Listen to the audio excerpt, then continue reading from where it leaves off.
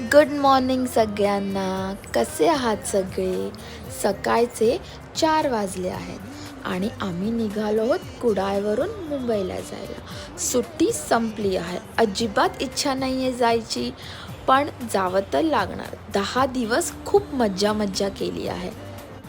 कदाचित फेब्रुवारीमध्ये परत एकदा फेरी होणार आहे कुडाळात, तेव्हा परत मजा करू. आता काय, रोजच्या जेवणाचे व्हिडिओ परत सुरू.